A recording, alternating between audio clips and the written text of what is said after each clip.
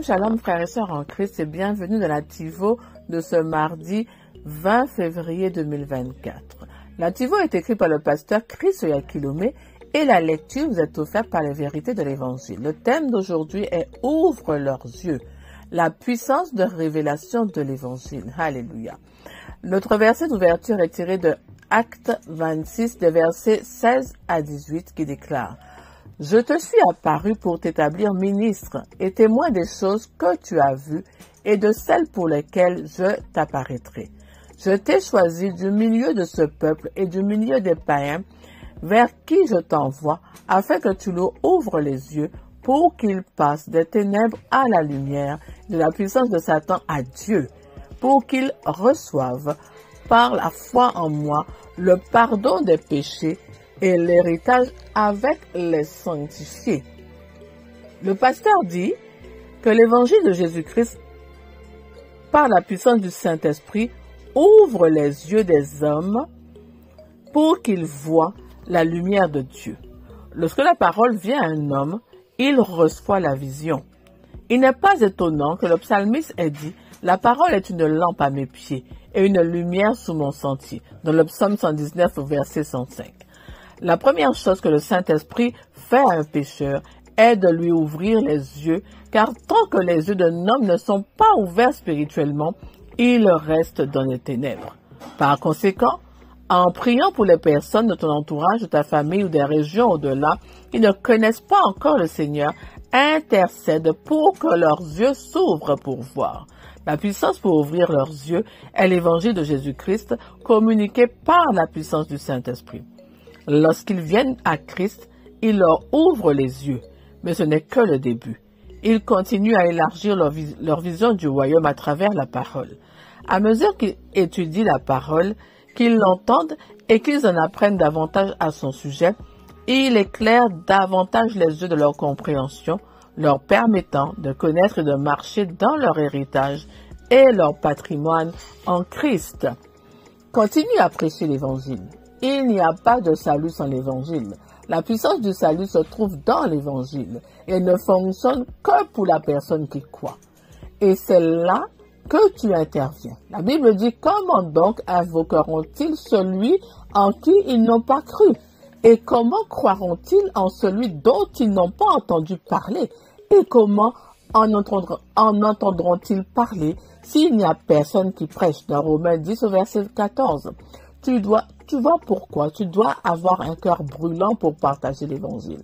Tu es l'agent du salut de Dieu, ordonné pour faire passer les pécheurs des ténèbres à la lumière et de la puissance de Satan à Dieu. Louons Dieu, alléluia. Mon frère, ma soeur, comme tu as compris, c'est ta mission, c'est ta responsabilité d'ouvrir les yeux des pécheurs. Pourquoi? Parce que la parole précise que c'est afin que ces personnes passent des ténèbres à la lumière, c'est-à-dire du royaume de Satan au royaume de Dieu.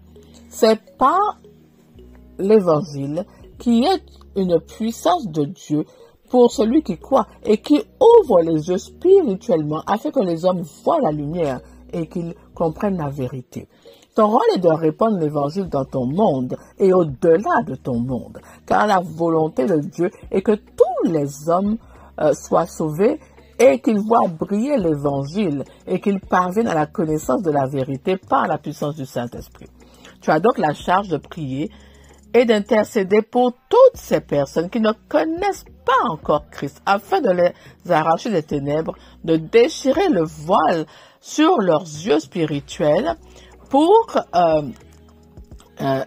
illuminer leur entendement par la puissance de l'Évangile et dynamisé par le Saint-Esprit. Sans cette préparation et sans l'aide du Saint-Esprit, il est impossible de toucher le cœur des hommes. Tout cela est totalement spirituel. Ce n'est qu'ensuite avoir prié et intercédé, donc préparer ton évangélisation, que tu peux partir et partager la parole avec ceux que tu côtoies en leur parlant de l'amour de Dieu manifesté en Jésus-Christ et son œuvre accomplie à la croix et aussi rétablir la vérité dans l'esprit de ces personnes.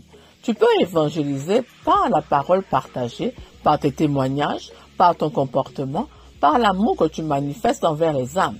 Le Saint-Esprit te guidera dans ton temps d'évangélisation pour délivrer les hommes du joug de Satan. Comprends bien aussi que amener toutes ces personnes à croire et à confesser Jésus-Christ comme Seigneur et Sauveur de leur vie ne suffit pas. Cela ne doit pas s'arrêter uniquement à cela.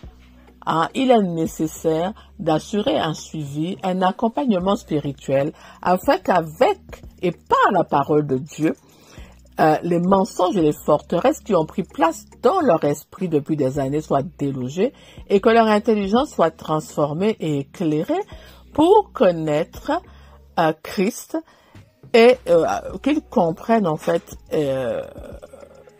qui ils sont et ce qu'ils ont reçu en Jésus-Christ.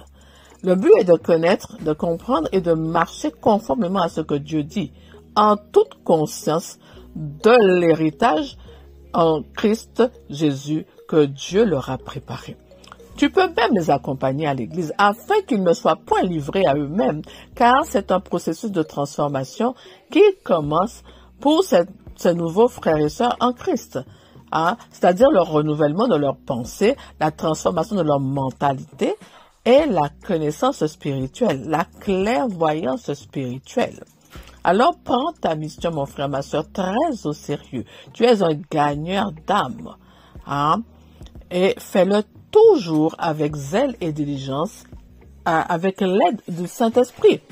Ne t'arrête surtout pas d'intercéder pour les hommes, ni de prier pour eux, dans toute la nation, et ni même de prêcher la vérité de la parole, en continuant aussi toi-même à te fortifier par l'étude et la méditation de la parole tous les jours. Amen. Ne te tais point, car si personne ne prêche l'évangile de paix, d'amour de Dieu en Jésus-Christ, personne n'entend. Ces personnes-là ne vont pas entendre la parole. Et pour y croire, il est nécessaire de l'entendre. C'est uniquement par ce biais que le salut est accessible pour les hommes. C'est Dieu qui t'a établi. Et il t'a équipé, il t'a envoyé pour prêcher la bonne nouvelle de son amour. Pour parvenir au salut, manifeste le même amour de Dieu envers ces personnes.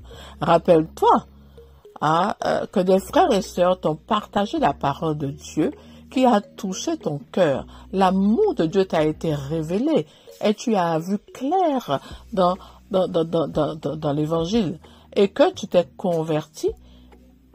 Tu as été prise en charge par la suite par ces mêmes frères et sœurs ou par d'autres frères et sœurs pour te faire grandir par la foi, pour te faire comprendre la parole de Dieu, les Écritures, et pour t'aider à méditer et à étudier la parole. À toi maintenant de faire exactement la même chose pour ceux que tu aimes. Amen. Vraiment, c'est glorieux. Dieu t'a fait confiance pour vraiment l'aider dans cette mission de ramener les hommes à lui. Vraiment, sa volonté, c'est que tous les hommes soient sauvés et parviennent à la connaissance de la vérité. Tu as un rôle important à jouer. Chaque enfant de Dieu a un rôle primordial à jouer dans le gain d'âme.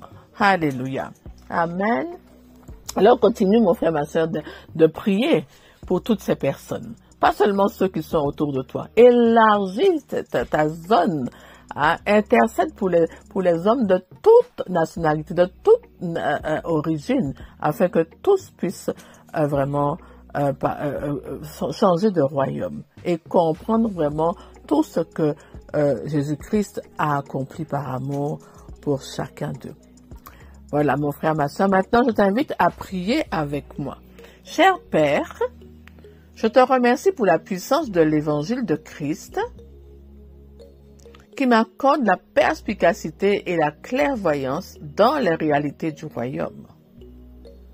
Je prie pour qu'aujourd'hui les yeux de nombreuses personnes